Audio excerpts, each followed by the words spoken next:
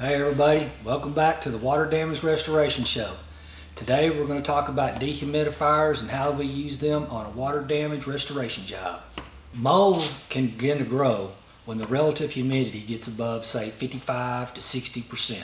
A dehumidifier has two functions. It takes moisture out of the air and it creates drier air and puts that air into the environment. It will pull the air through the machine and across the evaporator coils that are very cold. When this happens, the warm, dry air will lose its moisture in the form of condensation, and water will begin to form on the evaporator coils. The water will run down the coils and into a bucket.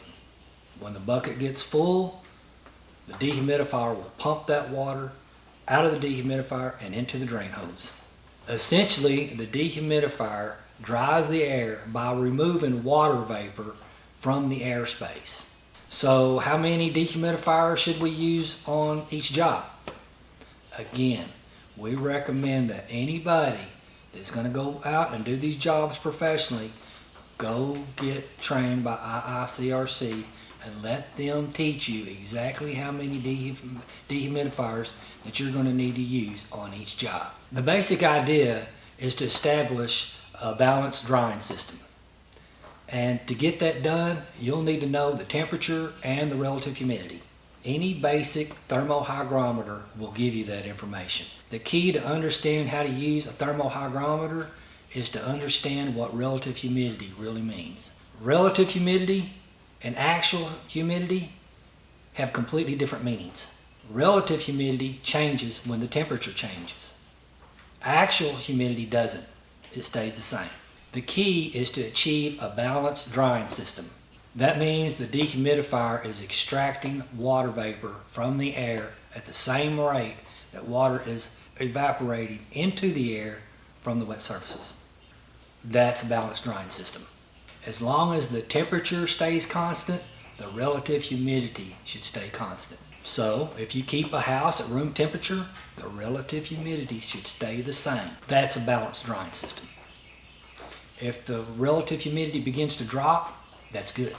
That means the house is running out of excessive moisture and you are well on your way to successfully completing this job. If the temperature remains the same and the relative humidity is rising, that means you don't have enough dehumidification on the job and you need to add dehumidifiers. Choosing the best location for each dehumidifier is much more flexible for dehumidifiers than it is for air movers. Air movers need to be placed right on top of that wet surface. A dehumidifier can be placed almost anywhere in the house as long as it's on the same HVAC system or air conditioning system. Some houses will have more than one air conditioning system, but the equipment needs to be located in the same area as the water leak. Putting a dehumidifier in an area where there's a completely different HVAC system or air conditioning system may not work. The dehumidifiers need to be located in the exact same area as where the leak occurred, and they all need to be working under the same HVAC system. Thanks again for watching the show, and please don't forget to hit the like and subscribe button.